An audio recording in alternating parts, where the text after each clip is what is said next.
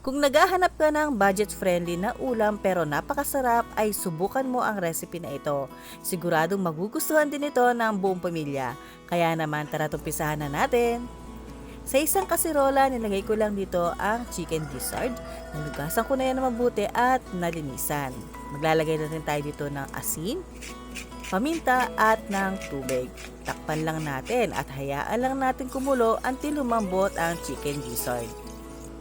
Isa pa sa maganda, kaya kailangan pakuluan natin ang chicken gizzard para masigurado nating malinis ang mga ito. Once malambot na ang mga ito, tanggalin natin yan sa tubig at hugasan muli. Hiwain natin yan depende sa nais ninyo. At mag-init na rin tayo dito ng mantika sa isang kawali. Kapag mainit ang mantika, ilagay na natin ang chicken gizzard. Ganito ko hiniwa pero depende pa rin sa inyo kung gaano kanipis o kalaki ang hiwa ng inyong chicken gizzard. And then i-pan fry lang natin yan for at least 2 minutes. At dahil nga malambot na ang chicken gizzard ay mabilis na lang yan lutuin. After 2 minutes sa pagkakaprito ay pwede na natin ilagay ang mga ibang aromatics. Unahin natin ilagay ang luya. Gisa lang natin yan for few seconds.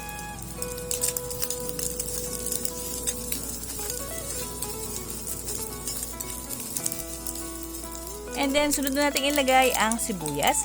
Gisa lang natin muli for another few seconds.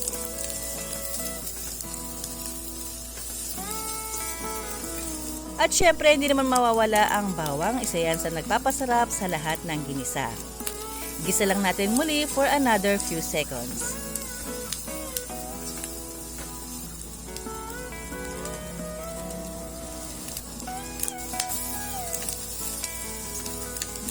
Pagkatapos ng ilang segundo ay pwede na natin ilagay ang ating bagoong alamang. Gumamit ako dito ng ginisang bagoong alamang, pero kung gagamit kayo ng fresh na alamang o bagoong alamang, ay hugasan nyo muna to para mabawasan ang alat nito.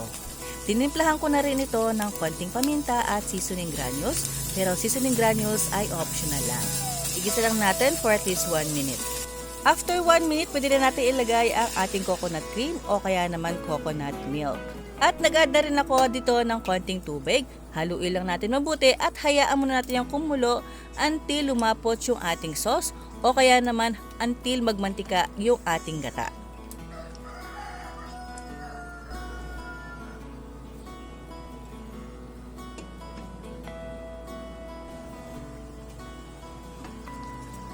Once nagmantika na ang ating dish, kagaya nito ay pwede na natin ilagay ang mga sili.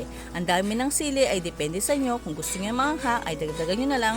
Kung ayaw naman manghang ay bawasan nyo na lang. Sa recipe na ito ay pwede pala kayong maglagay ng ibang gulay kagaya ng sitaw o kaya naman green beans.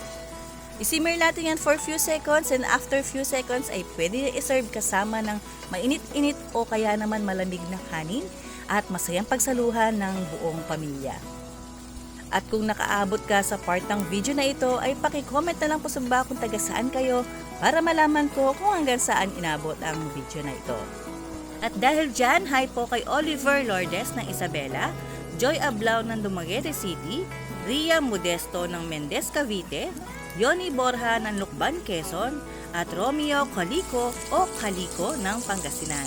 Maraming salamat po sa inyo. At kung bago ka pa lang sa aking channel ay huwag mong kalimutan mag-subscribe at i-click na rin ang notification bell para update kayo sa aking mga bagong uploads. And that's it, narito na ang recipe natin for today, ang Chicken Gizzard Express. Maraming salamat po at ingat palagi. Bye!